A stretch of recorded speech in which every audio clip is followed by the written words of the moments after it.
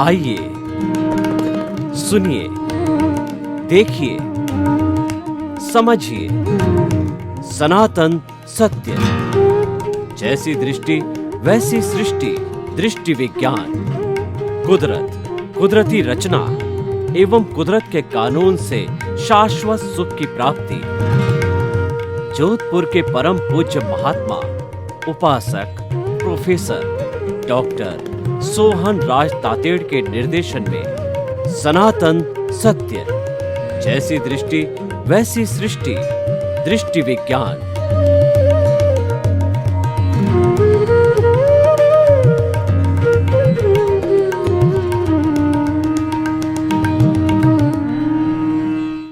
भाई और बहनों, मातृशक्ति को नमन।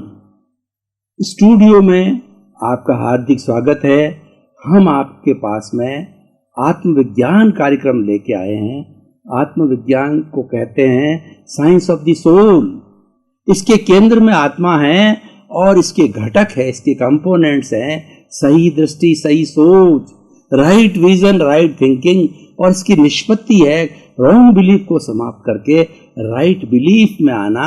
और उसके लिए हम साधन उपयोग में लेंगे सनातन सत्य, कुदरत का कानून, अल्टीमेट ट्रुथ क्या है। हम आपको सच्चाई को बताएंगे और हम आपको ये तय कराएंगे कि सबसे पहले आप ये तय कीजिए कि आप कौन हैं, आप कहां से आए हैं और आपको कहां जाना है। ये 3 प्रश्न हम आपके भीतर खड़े करेंगे और आपसे ही समाधान चाहेंगे। और ये समाधान आपको आत्मविज्ञान कार्यक्रम से मिलेंगे। प्रतिदिन नए नए एपिसोड्स उसको पुष्ट करने के लिए हम आपके सामने लेकर प्रस्तुत होते हैं। तो आज का हमारा बहुत ही सुंदर विषय है कि सत्य ही ईश्वर है। Truth is God, God is truth. What is God? God is a great energy which has got all the virtues, which has got no demerits, which has got all the merits, which is a mixture, a compound of the good things, good virtues. That is called the God. God जो है वो एक परम शुद्ध तत्व है। उसके अंदर कोई अशुद्धता नहीं है, वो प्योर है। 24 कैरेट्स का सोना है। और जितने हमारे मानवीय गुण, हमारे सांस्कृतिक गुण और हमारे शैक्षणिक गुण और हमारे जितने जितने भी आध्यात्मिक गुण हैं वो गॉड से मिलते हैं। गॉड हमारे सामने एक आइडियल है। गॉड हमारे सामने एक ऐसा आदर्श है कि हम उसकी उपासना करते हैं, उसकी हम पूजा करते हैं और ये भावना भाते हैं कि हम भी गॉड जैसे बन जावें। और हम बन सकते हैं। मनुष्य एक ऐसा व्यक्ति है जो गॉड बन सकता है। इसीलिए हमारी भारतीय संस्कृति में 4 बातें अति दुर्लभ बताई है। पहली बात है मनुष्य जीवन का मिलना। दूसरी बात है कि ईश्वर के बारे में जानकारी होना, ईश्वर के उपदेश सुनने का मौका मिलना। और तीसरा है कि भगवान की वाणी में विश्वास होना। और चौथा है भगवान की वाणी को जीना। जो ट्रुथ और जिस गॉड की बात कर रहा हूं, उस गॉड के बताए हुए रास्ते पर चलना, उस गॉड की बताई वाणी को आत्मसात करना, हृदयंगम करना। ये 4 बातें बहुत मुश्किल है। और जिस मनुष्य को मिल जाती है वो धन्य हो जाता है और वो धीरे धीरे गॉड बन जाता है। आत्मविज्ञान गॉड बनाने की प्रक्रिया है। आत्मविज्ञान जीवात्मा से, अंतरात्मा से परमात्मा बनाने का एक मेथोडोलॉजी है, एक सिस्टम है और एक जो है बहुत बड़ा कार्यकलाप है। इसके माध्यम से हम आप सारी रॉन्ग बिलीफ समाप्त कर देते हैं। हमारी जो गलत मान्यता है कि ऐसे होता है, वैसे होता है, जादू होता है, टोना होता है, ये होता है, वो और तांत्रिक होता है, मंत्र होता है, तंत्र होता है, उन सब से हम आपको परे ले जा करके जो कुछ भी आपका जीवन चल रहा है उसमें सही स्थिति को पैदा करोगे, जिसको हम सम्यक दर्शन कहते हैं। और हमारे जो है वो ये शास्त्रों में बताया गया है कि एक बार व्यक्ति को सम्यक दर्शन मिल जाता है तो सम्यक दर्शन वाला व्यक्ति कभी न कभी जीवन में मोक्ष सही वो जरूर जाएगा, क्योंकि उसको सही रास्ता मिल जाता है। वो भटक सकता है तो भटकेगा तो प्रायश्चित करेगा। आदमी जब जीवात्मा से अंतरात्मा बनता है तब उसको क्या होता है, उसको सम्यक दर्शन मिलता है। सम्यक दर्शन का अर्थ ये होता है कि उसका जो अहंकार होता है वो विलीन हो जाता है। ज्ञानी पुरुष जो है ज्ञान देते समय अहंकार को भस्मीभूत कर देते हैं, कषाय को भस्मीभूत कर देते हैं, नए कर्मों का बंधन रुक जाता है। तो वही हमारा सम्यक दर्शन है। सम्यक दर्शनी वाला व्यक्ति हमेशा सही सोच और सही दृष्टि सही सोच में चलेगा, राइट विजन राइट थिंकिंग की बात करेगा।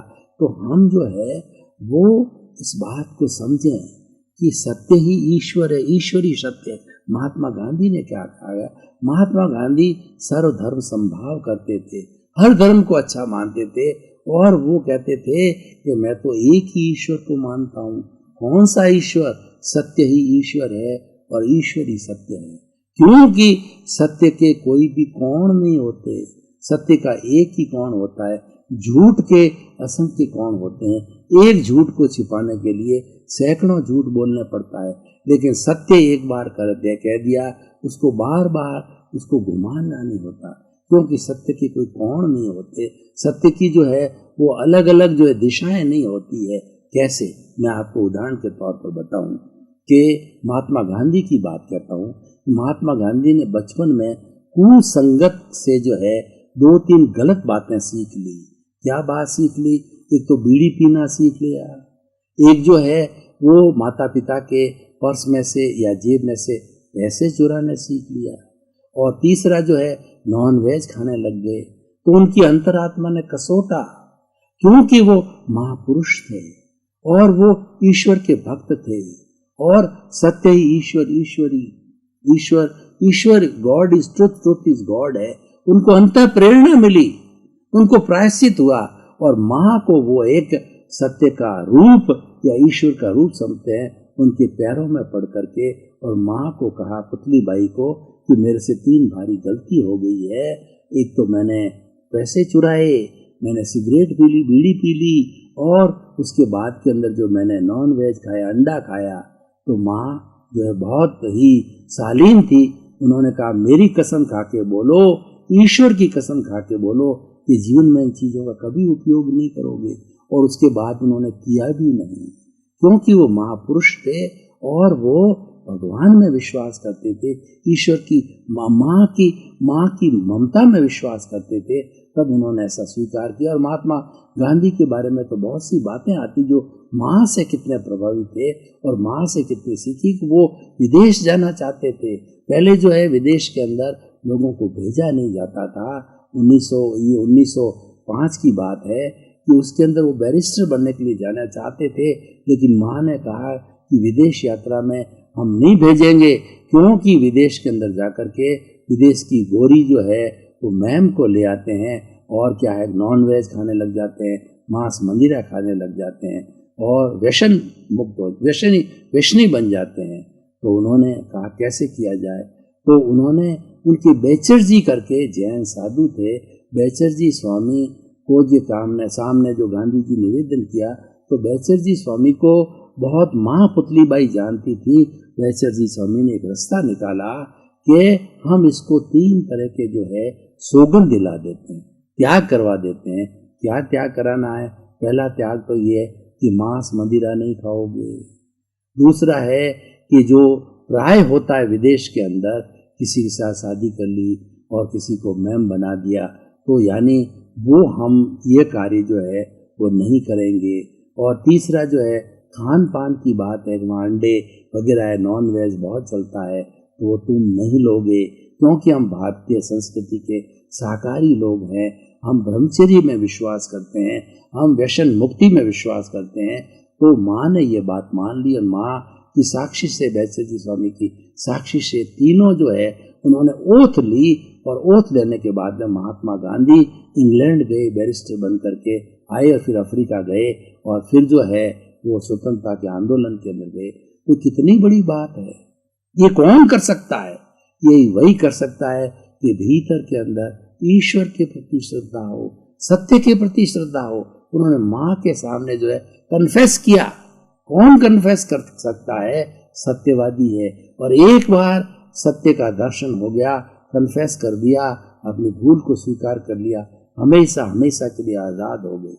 और अगर उन्होंने जो है माँ देख भी लेती, कह भी लेती, और गांधी जी अगर झूठ बोलते तो बार बार उसको, उस झूठ को छिपाने के लिए उनको रोज झूठ बोलना पड़ता। लेकिन एक सत्य का सहारा लेने से जो है वो सारा समाधान हो गया। तो ठीक उसी तरीके से हम अपने जीवन के अंदर अगर सत्यवादी बनते हैं, वैसे सत्यवादी को बहुत तकलीफ आती है। राजा हरिश्चंद्र, जब सत्य की बात चलती है, राजा हरिश्चंद्र को सत्यवादी कहा जाता है। और हर महापुरुष की परीक्षा होती है, तो राजा हरिश्चंद्र को जो है परशुराम जी उनके जो थे वो साधु रूप में बन करके आए, उनकी परीक्षा लेने के लिए आए कि ये कितने सत्यवादी है। उन्होंने कहा कि तुम मेरे को जो है अपना गुरु मानते हो तो मुझे गुरु दक्षिणा दो। परीक्षा लेने के लिए कि उन्होंने कहा कि तुम्हारा जितना राजपाट है वो सारा राजपाट मुझे दे दो, ये गुरु दक्षिणा के रूप में। गुरु ने मान लिया था तो तारा, उनकी पत्नी और वो दोनों जंगल में चले गए। 12 वर्ष तक जो है वो एक जंडाल के घर में रहे और तारा बर्तन मांझने के घर में रही। और ऐसी स्थिति अंत में आ गई। उनका जो पुत्र हुआ वो पुत्र भी क्या है कि वो मर गया। तो मर करके तारा जब जो है शमशान के अंदर ले गई, तो वहां पे उनकी हरिश्चंद्र की ड्यूटी थी, चंडाल ने लगा रखी थी, बिना कफन लिए तुम किसी को भी जो है शमशान में जलाने नहीं दोगे। तो तारा आई, उसे कफन मांगा। तारा ने कहा मेरे पास नहीं है। तो उन्होंने कहा सॉरी, मैं जो है इसका दाह संस्कार नहीं कर सकता। तो उन्होंने, तारा ने अपनी साड़ी फाड़ करके कफन रूप में दी, तब जाके हुआ। तब ईश्वर प्रकट हुए और उनकी परीक्षा पूर्ण हुई कि ये बहुत बड़े सत्यवादी है, और पुनः उनको अपना राजपाट मिल गया, क्योंकि वो तो परीक्षा थी। परीक्षा की घड़ी में असफल हुए। तो सत्य जो है हमारी परीक्षा लेता है, और वो एक बार परीक्षा लेता है, उसमें हम उत्तीर्ण हो जाते हैं, तो बार बार कहने की कोई जरूरत नहीं होती है। और जो सत्यवादी लोग होते हैं वो ईमानदार भी होते हैं, क्योंकि honesty is the best policy जो है। ये truth is God, God is truth से जुड़ी हुई होता है। ऐसा कभी नहीं होता है कि सत्यवादी आदमी जो है वह कोई तरह की अनैतिकता करेगा, बेईमानी करेगा। वो कर ही नहीं सकता, क्योंकि उसके भीतर का जो प्रभु है वो उसको कसोटता रहेगा। और सत्यवादी आदमी कभी भटक भी जाएगा तो प्रतिक्रमण करेगा, वो प्रायश्चित करेगा कि मेरे से गलती हो गई। और प्रायश्चित करना, प्रतिक्रमण करना एक शुद्धिकरण की प्रक्रिया है, एक सब्लिमेशन की प्रक्रिया है, एक प्योरिफिकेशन की प्रक्रिया है। और यही प्रक्रिया सत्य ईश्वर, ईश्वरी सत्य से जुड़ी हुई है। मैं सत्य ईश्वर और ईश्वरी सत्य है, इसको पुष्ट करने के लिए 4 बातें आपको बताता हूँ। सामायिक आलोचना, प्रतिक्रमण और प्रत्याख्यान, ये इस एपिसोड से जुड़ी हुई है। क्योंकि आप कहोगे कि सत्य ईश्वर, ईश्वरी सत्य, फार्मूला तो दे दिया, एक सिद्धांत तो बता दिया, लेकिन इसी रिसर्च मेथोडोलॉजी बताइए, इसका प्रैक्टिकल रूप करके बताइए कि हम किस तरीके से सत्यवादी बने और हमारे में कैसे भावना पैदा करें कि हमारे से झूठ बोला ही नहीं जाए, झूठ उगला ही नहीं चाहे। और कैसी भी परिस्थिति हमारे भीतर आ जावे, चाहे हमको कोई भी दंड मिले, पनिशमेंट मिले, हम सत्य ही बोलेंगे, झूठ नहीं बोलेंगे। तो मैं 4 प्रक्रिया आपको बताना चाहता हूँ, 4 जो मेथड्स आपको देना चाहता हूँ। पहला है सामायिक। सामायिक अर्थ मतलब समता भाव। आप जैसी भी स्थिति है उसमें समभाव बनोगे, सुख में, दुख में, अनुकूलता में, प्रतिकूलता में, लाभ में, हानि के अंदर, और रोग में, शोक में, सब में आप संतुलन बनाए रखोगे तो आप झूठ नहीं बोलोगे, दोनों को एक समान समझोगे। और सत्य क्या है? सत्य क्या कोई कोण नहीं होता है। सत्य का मतलब होता है यथार्थ रूप से देखना, यथार्थ रूप से बोलना, यथार्थ रूप से सोचना और यथार्थ रूप से प्रकट करना। जो जैसा, जो वस्तु जैसी है उसको वैसा ही मानना सत्य कहलाता है। इसीलिए जो कुछ हमारे घटित हुआ है, जो कुछ हमने किया है, एज इट इज कन्फेस करना। अब कन्फेस में भी आऊंगा, कोई मेथड में आएगा। वो कन्फेस करना जो है वो सबसे बड़ा सत्य है। चाहे हमको जेल हो जावे, तो वो हमें शुद्धिकरण होगा। वो शुद्धिकरण की मैं आपको प्रक्रिया बताता हूँ। पहली प्रक्रिया सामायिक का मतलब समता भाव मैंने बताया। सामायिक का अर्थ है कि आप अपने दोषों को देखिए, दूसरे गुणों को देखिए, अपने दोषों को देखिए, किसी को दोषित मत मानिए। दुनिया में कोई दोषित नहीं है। दोष देखना है तो अपने हर परिस्थिति के अंदर सत्यवादी व्यक्ति ट्रुथ इज गॉड अगर का पालन करता है तो वो किसी को दोषित नहीं मानेगा। वो तो ये कहेगा कि इसने मेरे साथ जो बर्ताव किया है, अच्छा या बुरा बर्ताव किया है, इसका कोई दोष नहीं है, ये तो इसलिए किया गया, ये तो मेरा भुगतान क्लियर हो रहा है, ये तो हमारा डेबिट क्रेडिट हो रहा है, मैंने पहले जो है वो क्रेडिट किया था तो अब जाकर के वो डेबिट हो रहा है। हम बैंक में जाते हैं तो हम डेबिट क्रेडिट अपना चेक देने से डेबिट क्रेडिट होता है, बोलने से डेबिट क्रेडिट नहीं होता है, लिखने से डेबिट क्रेडिट नहीं होता है। 5,000 रुपये कोई हमारे से मांगता है और 5,000 का उसके अकाउंट में हमने चेक दे दिया तो 5,000 debit 5,000 credit is equal to 0। यानी मतलब हमारा पूर्व जन्म के अंदर जितना जितना भी लोगों के साथ में जैसा जैसा व्यवहार किया होता है उसके अनुरूप हमको जो है सजा मिलती है, पनिशमेंट मिलता है, अवार्ड मिलता है और हम शुद्ध हो जाते हैं और हमारा हिसाब क्लियर हो जाता है। और हिसाब के लिए शरीर मिला है और इसी का नाम व्यवहार है। और व्यवहार में क्या है?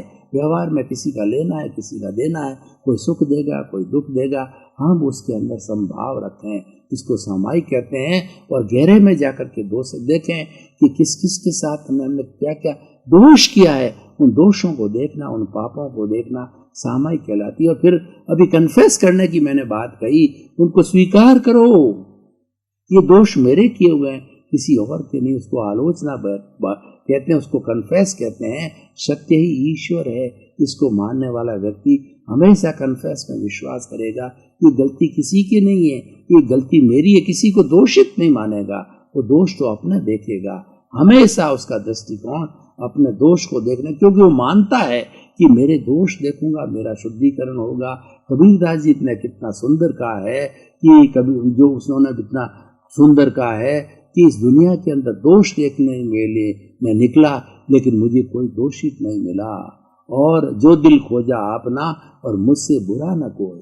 कि जब मैंने जो जगत के अंदर जो देखा तो कोई दोषित नहीं मिला, और खुद गहरे में जाकर के देखा तो मेरे जैसा कोई दोषित नहीं है। तो इसलिए भाइयों बहनों, ये बात है कि हमें सामायिक और आलोचना, और तीसरा प्रतिक्रमण एक ऐसी रासायनिक क्रिया है। जैसे कि आप कभी कोलार गोल्ड फैक्ट्री में गए होंगे तो वहां पे जो सोने का ओर निकलता है गोल्ड, उसके साथ मिट्टी होती है, ओर के रूप में बाहर आता है, क्योंकि जमीन से निकलने वाली हर चीज ओर के रूप में होती है, मिट्टी उसके साथ जुड़ी होती है। उस ओर को कई रासायनिक क्रियाओं के द्वारा मिट्टी को अलग करते हैं और उसको तपाया जाता है, सोने को तपाया जाता है, मेल्ट किया जाता है, शुद्धि निकाली जाती है। कोई दूसरे तरह का कंपोनेंट हो तो वो अलग किया जाता है। उस प्रक्रिया से 24 कैरेट का सोना बनता है।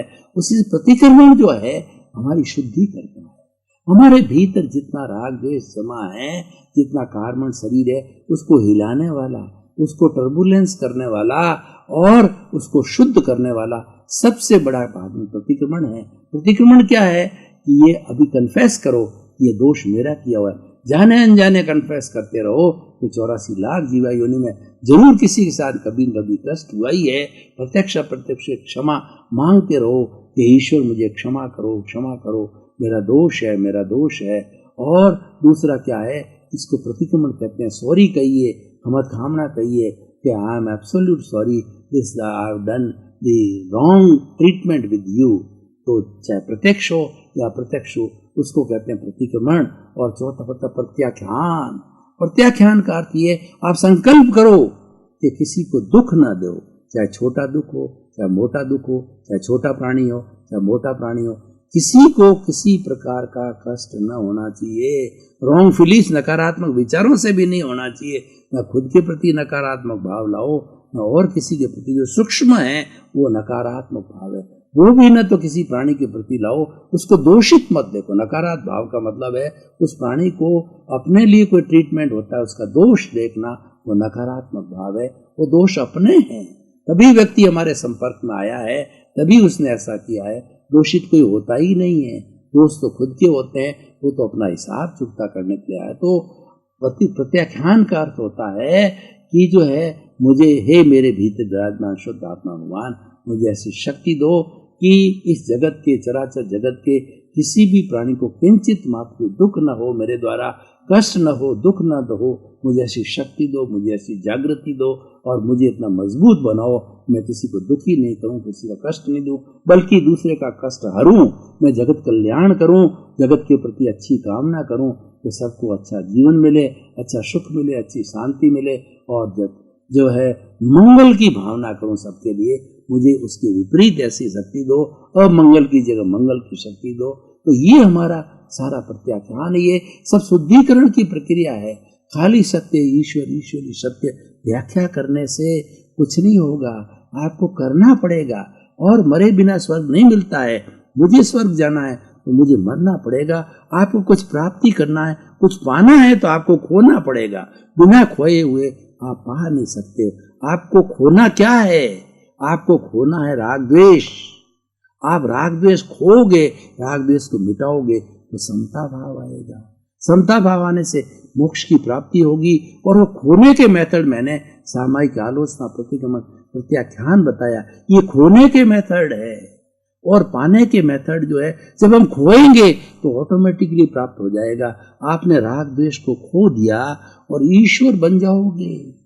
Truth is God, God is truth क्या है? आप स्वयं ईश्वर बन जाओगे और कभी आप झूठ बोलोगे ही नहीं। जो व्यक्ति ज्ञानी पुरुष होते हैं और जो मुमुक्षु होते हैं, जिनको ज्ञान मिल जाता है, जिनको महात्मा कहा जाता है, वो ज्ञानी पुरुष जो है वो कभी भी रॉन्ग बिलीफ में नहीं जाते, वो राइट बिलीफ में जाते हैं और जीवन का एक दृष्टिकोण बना देते हैं 5 आज्ञा के माध्यम से कि इनका पालन करके मैं जो है वो सत्य ही कोई ईश्वर मानूं, ईश्वर को ही सत्य मानूं। और इस तरीके से हमारी ये बात पुष्ट हो जाती है। तो एक ऐसा, भाई और बहनों, आपका बहुत बहुत धन्यवाद। आप आत्मविज्ञान कार्यक्रम देखते रहिए। आत्मविज्ञान कार्यक्रम आपकी दृष्टि को बदलेगा, आपकी सृष्टि बदल जाएगी, आपकी नज़र को बदल देगा, आपका नज़रिया बदल जाएगा, आपकी दिशा को बदल देगा, आपकी दिशा बदल जाएगी, आपकी रॉन्ग बिलीफ समाप्त कर देगा, आपको राइट बिलीफ मिलेगी, आप सही रास्ते पे चलोगे, आपको राजपथ मिलेगा और आप सिद्ध बुद्ध मुक्त बनोगे। सर्वे भवन्तु सुखिनः, सर्वे भवन्तु निरामया। इस जगत के सब जीवों को सुख मिले, शांति मिले, आनंद मिले, सबका मंगल हो, सबका कल्याण हो। आपके प्रति भी यही कामना।